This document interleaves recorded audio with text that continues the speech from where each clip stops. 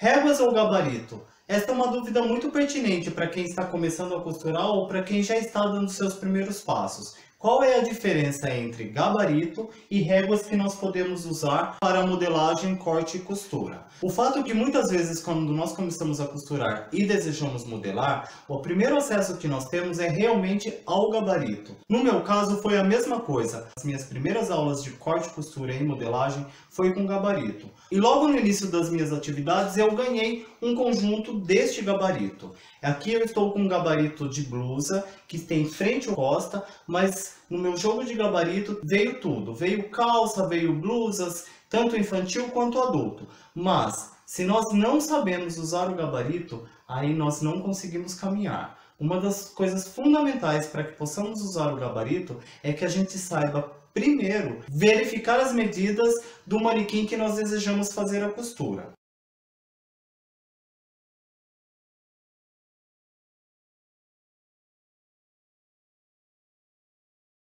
E se você já conhece um gabarito, tem um gabarito ou já conhece as réguas que nós costumamos usar para a modelagem, logo eu vou te dar uma dica. Assista esse vídeo sem pular nenhuma parte, porque primeiro eu irei falar das funções das réguas, para que você possa se familiarizar um pouco mais com as suas funções, entender para que cada uma serve e fazer proveito das réguas que você também tem ou terá que comprar para se desenvolver. E depois eu irei falar do gabarito, e de repente o seu interesse é ouvir como funciona o gabarito para que você já possa aprender a usar os gabaritos que você tem na sua casa. Então vamos lá, eu vou começar a tirar as réguas do painel. Basicamente, quando nós vamos numa loja para comprar réguas para modelagem, corte e costura, o que nós encontramos é um jogo dessas três réguas. Essas duas réguas, elas não têm nenhuma marcação nelas, ela é apenas uma régua de traço que nós podemos usar, no caso, esta para fazer as curvas de cava, a curva de decote, e esta outra nós usamos para fazer a curva de cintura, curva de quadril e até mesmo as curvas de perna.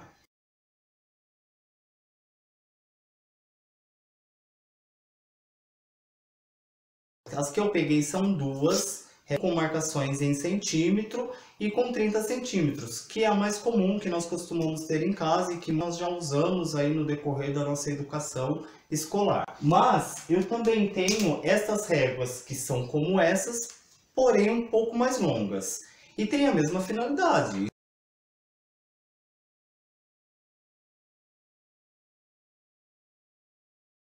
Esta régua aqui, ela é a junção dessas duas réguas. Ela é uma única peça que contém as duas, que eu posso fazer a curva de cava, a curva de decote, e também eu posso encontrar aqui a minha curva do gancho e aqui a curva da cintura e do quadril. Eu quero dar uma ênfase no esquadro, porque o esquadro, além de ser uma régua fundamental na costura e na modelagem, ela também é usada em outras áreas, como arquitetura, engenharia, pedreiros e N áreas. Por quê? Porque ele é uma ferramenta que, a princípio, ele nos dá o ângulo de 90 graus, que é este lado. Como você pode notar, eu tenho mais dois esquadros aqui, que ambos... Os três, eles têm o mesmo ângulo nesse sentido, que é uma linha na vertical e outra na horizontal, onde eles me dão um ângulo de 90 graus. Isso é muito importante na hora da modelagem. Quando nós optamos em usar um gabarito, é lógico que toda a estrutura do corpo, seja do corpinho, de uma calça ou uma saia, já vem pronto. Porém, quando nós desejamos desenhar essa peça usando apenas a nossa régua, a fita métrica e a tabela da medida que nós verificamos do manequim, se faz muito necessário o domínio do esquadro. O que eu quero que você observe também é que nesse jogo que eu comprei, junto com essas duas réguas, além dele ter essa característica que me dá o ângulo de 90 graus, ele tem um ângulo aqui diferente deste outro ângulo. No caso deste esquadro, se eu observar essa inclinação nesta ponta, ele está me dando um ângulo de 69 graus. Aqui, deste outro lado, ele está me dando um ângulo de 20 graus. Porém, nós não costumamos usar esse ângulo na modelagem. O mais importante na modelagem é ter uma régua que não costuma vender com esses jogos de réguas para modelagem, que é esse esquadro que tem um ângulo de 45 graus. Tanto nesta ponta quanto nesta ponta, ele tem 45 graus. E é disto que eu quero falar com você. O ângulo de 45 graus é imprescindível para você conseguir cortar um tecido no viés. Isso significa que você vai colocar o fio do tecido no ângulo de 45 graus. Ou até mesmo para dar acabamento na sua peça, você vai precisar cortar um viés do tecido. E para cortar um viés, como eu já disse, nós tiramos num ângulo de 45 graus. Então, para você poder entender um pouquinho melhor a finalidade do esquadro na modelagem, nós vamos vir aqui para a mesa, eu vou desenhar e nós vamos conseguir desenvolver melhor esse assunto. Então vamos ver por que eu quero desenvolver o meu raciocínio aqui no papel. O que eu disse primeiro foi que nessa região aqui do nosso esquadro, independente do ângulo que ele apresentar aqui, é que ele nos dá o ângulo de 90 graus nessa ponta. Eu estou usando um esquadro de 45 graus e a régua que vem no kit de réguas para modelagem, ela não é de ângulo de 45 graus. Quando nós começamos a aprender a modelar, nós descobrimos que tudo acontece dentro de um retângulo. Porém, eu quero ressaltar uma coisa muito importante, que antes de tudo começar dentro de um retângulo, tudo começa dentro de um quadrado. Pois bem, continue acompanhando o meu raciocínio. Se eu contornar todo o meu esquadro com o lápis, como eu vou fazer agora, e virar esse esquadro e continuar contornando, eu vou encontrar um quadrado. Veja.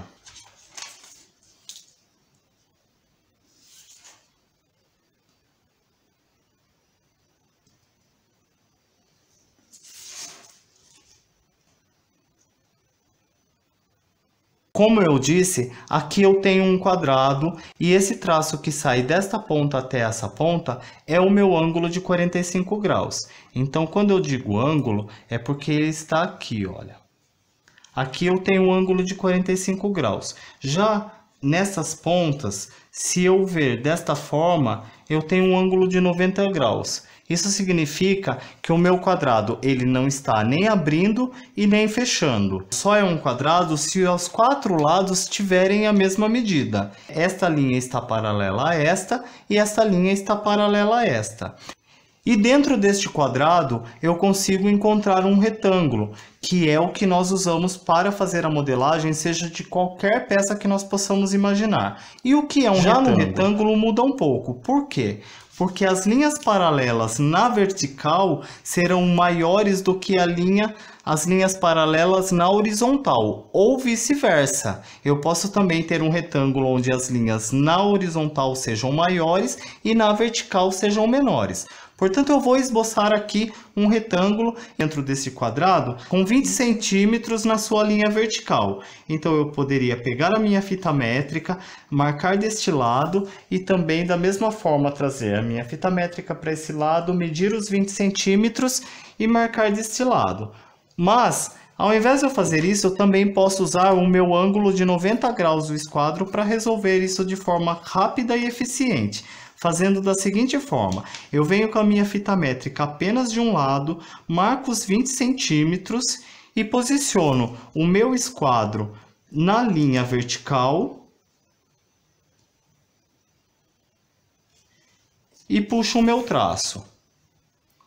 Veja bem, como eu já tinha marcado aqui, a gente pode conferir que o traço que eu acabei de riscar ficou paralelo a esta linha horizontal de baixo. Então isto mostra que o esquadro é fundamental para que a gente consiga desenhar um quadrado com eficiência e também um retângulo com eficiência. Vamos supor que eu estou desenhando a modelagem do corpinho ou de qualquer peça que seja, uma saia ou uma calça, e eu preciso desse retângulo. Vamos esquecer desses traços neste momento. Eu tenho o meu retângulo, Este traço a gente esquece também, e a partir daqui eu vou começar a riscar a altura do busto, a altura da cintura e a altura da barra da blusa, ou a altura da cintura, a altura do quadril, a altura do joelho e a altura da barra da calça, ou a altura da cintura da saia, a altura do quadril e a altura que eu possa determinar em qualquer ponto da barra da saia. Sempre usando o esquadro. Quando eu encontro, por um exemplo, eu estou esboçando uma saia e eu sei que a distância da cintura até o quadril é de 18 centímetros, aqui eu não vou usar propriamente o valor real da fita métrica, porque eu estou fazendo isso de forma reduzida. Mas vamos supor, como já é sabido, que a altura do quadril é entre 18 a 20 centímetros, eu verifico na minha fita métrica, eu marco a altura do quadril e também eu verifiquei na minha cliente qual é a altura da saia desejada, verifico na minha fita métrica e marco a altura da saia. A partir daí, mais uma vez eu puxo o meu esquadro, seguindo a linha da horizontal, que no caso é o meu meio frente ou o meu meio costa da peça que eu estiver desenhando. Vou posicionar o esquadro e vou riscar.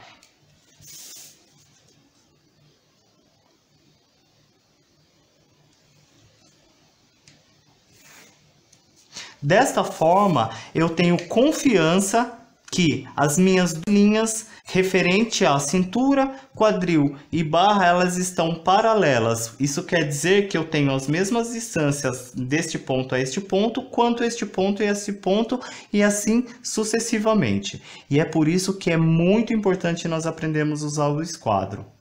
Outra forma que eu quero mostrar a eficiência do esquadro é nessa seguinte situação. Eu quero desenhar um quadrado de 10 centímetros, então eu risco, como eu fiz da primeira vez, aqui pelo ângulo de 90 graus, tiro o meu esquadro e eu pego a minha fita métrica e eu vou sinalizar os 10 centímetros, que é a medida do quadrado que eu quero.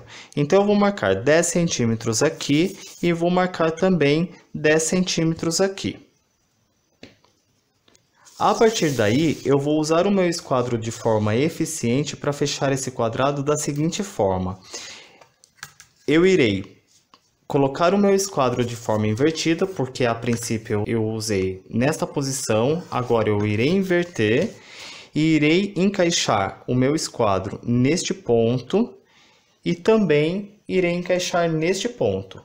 A partir deste momento eu já posso riscar os outros dois lados do quadrado. Agora que eu já tenho o meu quadrado desenhado, eu quero encontrar o traço do viés, porque digamos que a minha necessidade é posicionar o molde no tecido para tirar a peça no viés, ou também simplesmente para tirar um viés para dar acabamento na minha peça. Então, a partir daí, eu irei posicionar o esquadro aqui no meu quadrado e desta forma eu encontrarei o meu viés. O importante é a gente encaixar muito bem o esquadro, seja no quadrado ou no retângulo, para poder encontrar esse viés. Até mesmo porque quando nós compramos um tecido, ele não vem quadrado, ele vem retangular.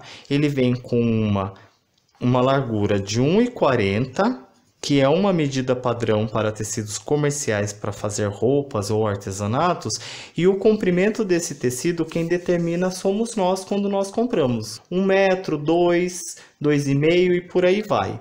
Então, quando nós precisamos encontrar o viés no tecido, é fundamental desta forma usar o esquadro. De que forma? Vamos supor que eu tenho um retângulo que é o meu tecido, com 1,40 m. Ele, como eu já disse, ele não é quadrado.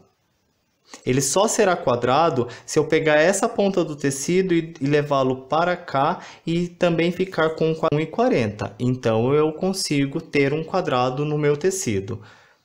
Só que se o tecido tiver cortado torto aqui onde a vendedora cortou, aí fica impossível encontrar o viés. Então, é em função disso que nós temos que saber usar muito bem o nosso esquadro para que ele possa trabalhar ao nosso favor e nós possamos executar a nossa costura com eficiência. Então, a dica que eu posso te dar é o seguinte: Como nós corremos o risco do corte do tecido ter saído torto da peça, nós sempre iremos nos guiar pela auréola do tecido, encaixando o esquadro na auréola do tecido, para poder, a princípio, fazer o primeiro traço e conseguirmos deixar esse tecido com um ângulo de 90 graus.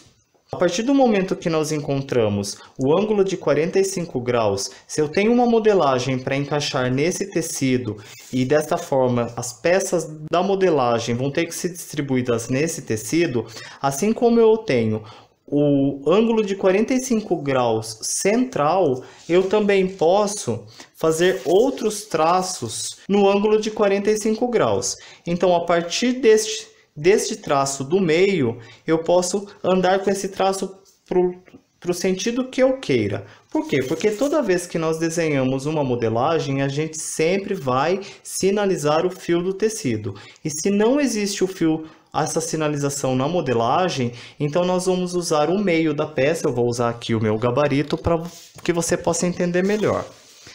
Se eu não tenho a sinalização do fio do tecido aqui no meio da modelagem, então esse meio frente ou meio costa da peça será a indicação do fio da minha modelagem. A partir daí, como são várias peças, como numa blusa eu tenho frente, costa e manga, eu preciso distribuí-los aqui. Então, em função disso, eu preciso encontrar traços paralelos a essa primeira linha que está no viés para conseguir posicionar todas as partes da minha modelagem. E de que forma que eu faço isso? Usando mais uma vez a minha fita métrica. Digamos que aqui eu vou determinar 4 centímetros, vou andar um pouquinho com a minha fita, vou marcar mais 4 centímetros e irei riscar.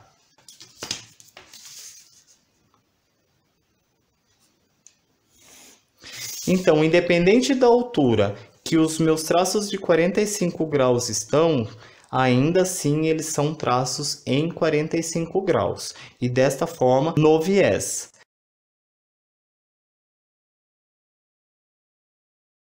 Se nós não passarmos por esse processo de exercício para usar o esquadro, fica um pouco complicado. Então, primeiro nós temos que fazer exercícios básicos, aproveitando aí o nicho de artesanato e acessórios, exercitar bastante a questão do uso do esquadro, para você começar a criar as suas primeiras modelagens do acessório, para começar a entender as estruturas das peças que você está trabalhando, que você está criando. E com isso você começará, mesmo que não perceba, a adquirir conhecimentos de geometria, entender as dimensões do que você está fazendo, para que aí você possa sim partir para o desenho da modelagem, porque aí você já tem muito mais noção de dimensão, de estrutura, e é por isso que eu trouxe esse assunto. Só que antes de eu finalizar esse vídeo, eu ainda tenho que falar do gabarito. Pois bem, o gabarito, ele vem já pronto como num esquadro, com um ângulo de 90 graus. E, além disso, ele já vem, aqui no caso dos gabaritos de blusa, já vem com a queda do ombro pronta, com a cava pronta. Porém, nós temos que encontrar nesse gabarito a altura do busto, a altura da cintura, a altura da barra dessa blusa. E é muito importante, mesmo com o uso de gabarito, que você saiba tirar as medidas do seu manequim. Porque dentro de todo o gabarito, seja de qual empresa for, ele vai ter uma tabelinha. Você irá comparar as medidas que você verificou da sua manequim, irá procurar essa medida nessa tabela e do lado vai ter qual desses riscos você irá usar. Se você já conhece um gabarito, você sabe que ele é cheio de furinhos por todos os lados e que aqui no caso do meu gabarito, eu tenho de 2 anos ao manequim 52, mas isso não significa que o gabarito vai me dar a modelagem pronta. Esse gabarito eu tenho simplesmente a base do manequim que eu quero. Depois que eu copiei esta base, eu tenho que fazer as adaptações da minha manequim. E para isso é que nós precisamos entender um pouco mais de medidas, nós precisamos saber verificar as medidas da nossa cliente e conhecer o mínimo de geometria. Então vamos combinar uma coisa: se você estiver realmente disposta a aprender a desenhar a sua modelagem apenas com as réguas que você tem, com o uso da fita métrica, ou quiser aprender a usar o gabarito que você tem em casa, mas não está conseguindo, então deixa um comentário aqui embaixo. Diga para mim se você quer aprender a modelar com régua esquadro ou se você quer aprender a utilizar os seus gabaritos. E na medida do possível eu vou colocando isso no nosso roteiro de vídeos para poder atender a sua necessidade.